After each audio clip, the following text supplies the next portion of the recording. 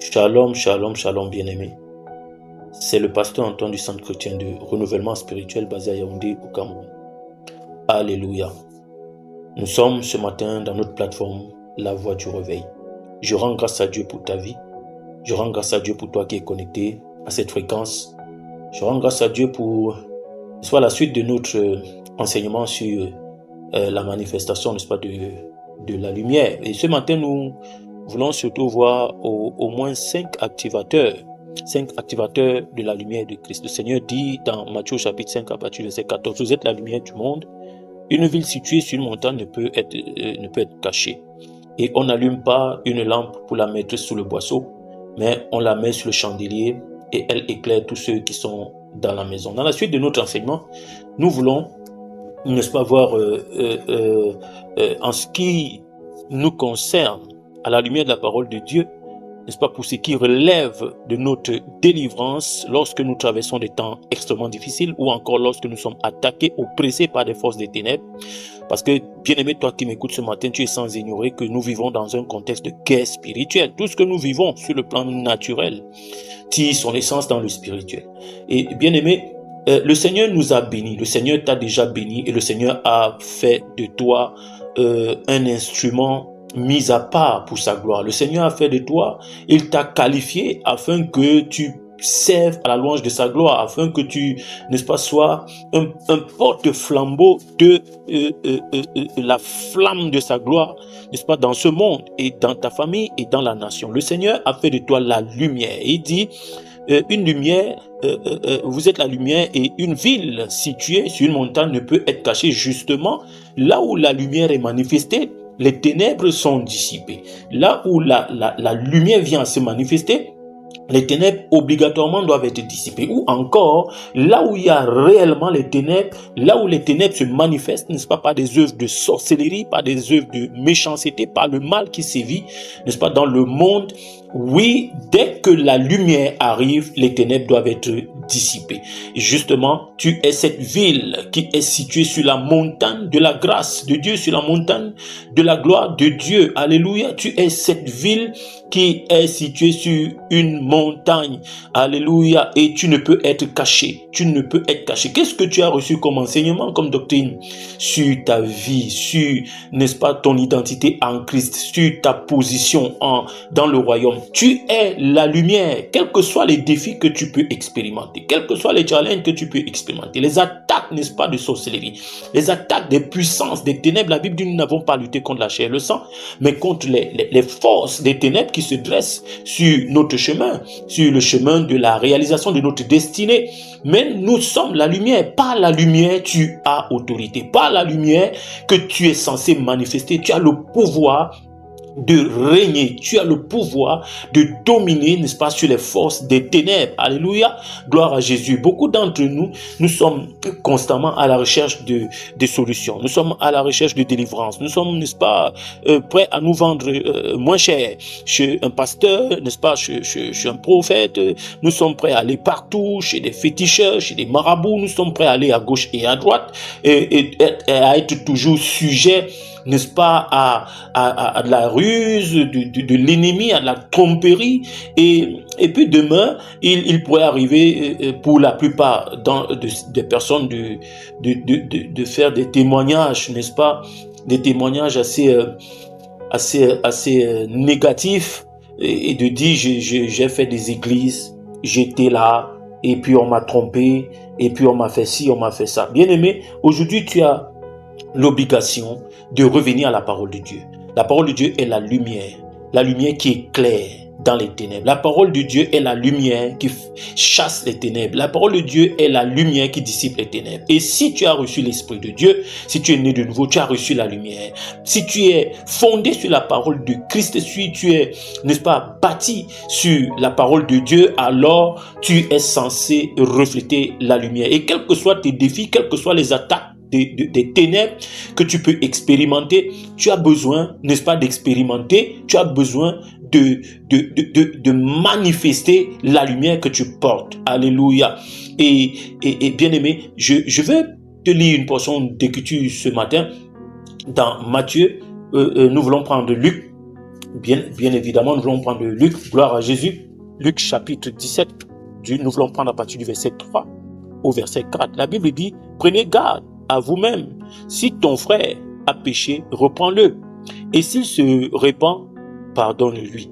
Gloire à Jésus. Et s'il a péché contre toi 7 fois dans un jour, et que 7 fois il revienne à toi, disant, je me repens, tu lui pardonneras. Gloire à Jésus. Alors, bien-aimé, une chose que tu dois comprendre ce matin, dans ces temps où, n'est-ce pas, le mal sévit, dans ces temps où les cœurs sont blessés, où les hommes se sentent offensés par leurs semblables, dans cette saison où certainement tu as été offensé, n'oublie pas que toi aussi tu as certainement offensé quelqu'un quelque part. N'oublie pas qu'un jour tu as certainement offensé quelqu'un. Alors, au lieu de juger, au lieu de condamner, deviens ce vase qui est disposé à pardonner. Deviens ce vase qui est disposé à pardonner. Est-ce que tu sais, bien-aimé, qu'il y a de grandes délivrances que tu peux expérimenter simplement parce que tu as pardonné? Est-ce que tu sais, n'est-ce pas, que tu dois, n'est-ce pas, manifester la lumière par le pardon? Le pardon est cette clé. Nous voulons voir, nous verrons comme ça, tout au long de cette série d'enseignements, au moins 5 clés qui, n'est-ce pas, pourraient nous permettre sur le chemin, n'est-ce pas, de notre combat spirituel, 5 clés au minimum, n'est-ce pas, pour nous permettre d'expérimenter une véritable autodélivrance. Alléluia. La première clé, c'est justement le pardon. Et la Bible nous fait comprendre ici que nous devons prendre garde à nous-mêmes parce que nous sommes généralement prompts à juger. Nous sommes généralement prompts à condamner, mais pourtant nous faisons tous des erreurs. Pourtant, nous avons certainement offensé autrui. Mais la Bible nous fait comprendre ici, le Seigneur nous fait comprendre, si ton frère a péché, reprends-le. Et s'il se repent, pardonne-lui. Ici, je souhaite que tu comprennes une certaine dimension du pardon. Pour expérimenter un véritable pardon, il y a au moins 2 dimensions, le pardon intérieur, le pardon extérieur. Alléluia. Et le pardon extérieur nécessite à ce qu'il y ait certainement une confrontation. Il faudrait qu'il y ait une confrontation. Oui, parce que tu ne pourrais pas, n'est-ce pas, pardonner s'il n'y a pas de confrontation. Alléluia. Et s'il n'y a pas de confrontation, alors il y a une autre dimension, cette dimension intérieure du pardon qui voudrait que tu l'exerces au-dedans de toi pour ton auto-délivrance. Alléluia. Parce que l'offense entraîne le mal. L'offense laisse une porte ouverte à ce que l'ennemi puisse, n'est-ce pas, se manifester dans ta vie. L'offense, quand elle est attestée, quand elle est vraiment éprouvée dans ta conscience, quand tu t'es senti offensé, tu vas certainement traîner dans ton cœur, n'est-ce pas, de mauvaises pensées vis-à-vis de ton semblable. Tu vas manifester de la haine, de la rancœur. Tu vas manifester une certaine colère et qui va perdurer en toi. Et ce sont des portes ouvertes qui, n'est-ce pas, permettent à l'ennemi de travailler contre toi, d'œuvrer contre toi négativement et d'impacter négativement ta vie au point où tu te retrouves, n'est-ce pas, embarrassé dans ta vie, tu te retrouves, n'est-ce pas, paralysé, bloqué dans certains domaines de ta vie. Le pardon est extrêmement important. Il dit, et s'il a péché contre toi 7 fois dans un jour et que cette fois il revienne à toi, ici il y a justement nécessité d'une confrontation.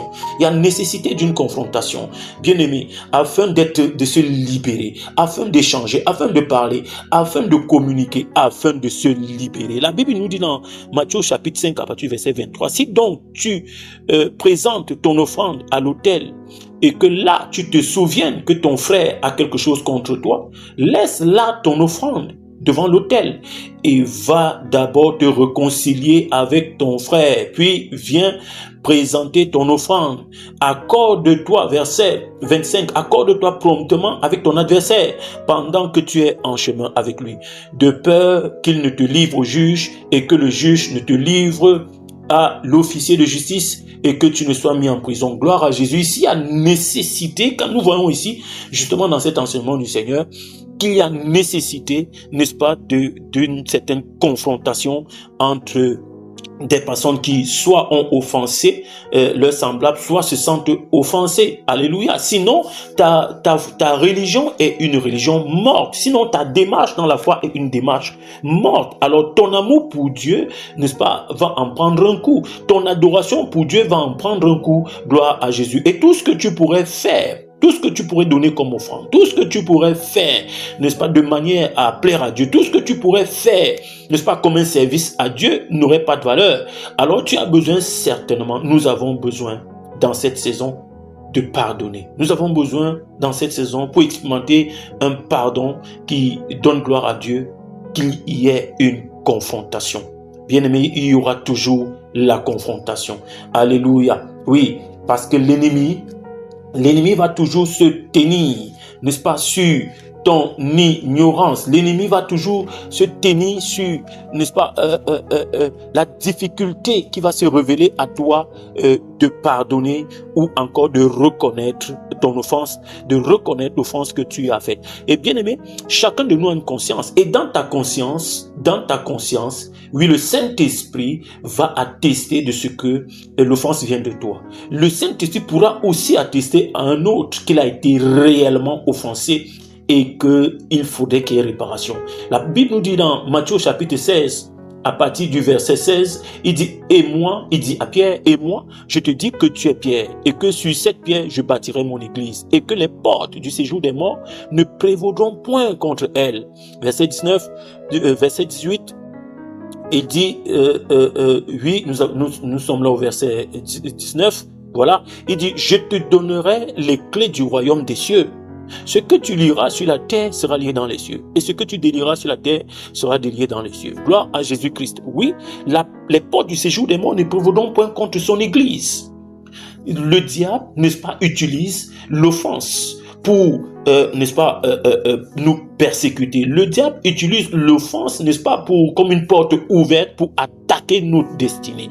Le diable, n'est-ce pas, l'ennemi de nos âmes, utilise cette porte, n'est-ce pas, pour influencer négativement, n'est-ce pas, et relâcher comme un parfum de mauvaise odeur, n'est-ce pas, sur notre vie, à travers notre caractère, notre manière de vivre avec notre semblable. Et le diable passe par là pour attaquer les domaines de nos vies. Il dit, les portes du séjour des morts ne prévaudront point contre son église. Alléluia. Tu es l'église de Jésus-Christ, tu es la lumière. Tu es l'église de Jésus-Christ, tu es censé manifester la lumière de Dieu et éteindre les traits enflammés de l'ennemi et contrecarrer les projets du diable, ses complots contre toi. Alléluia. Il y a des délivrances que tu vas expérimenter dans ta vie simplement parce que tu as décidé de pardonner. Il y a des délivrances que tu vas expérimenter dans ta vie simplement parce que tu as reconnu que tu as offensé autrui et tu as besoin de te repentir. Il y a de puissantes délivrances que tu vas expérimenter dans ta vie sans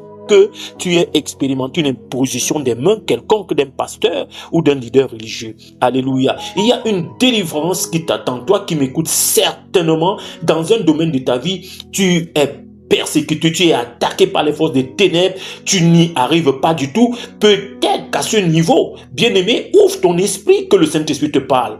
Demande à Dieu humblement et il va te montrer à quel niveau ça se passe. Certainement, tu as offensé quelqu'un quelque part. Ou alors tu as été offensé et tu ne veux pas pardonner. Tu n'arrives pas à pardonner. Bien-aimé, il y a une dimension intérieure du pardon. Si il n'y a pas confrontation, si l'offense a été approuvée dans ton esprit, n'est-ce pas? Le Saint-Esprit, n'est-ce pas, t'amène à réaliser que tu as été offensé dans une situation quelconque. Alléluia. Si réellement le Saint-Esprit atteste de cela dans ton esprit pendant que tu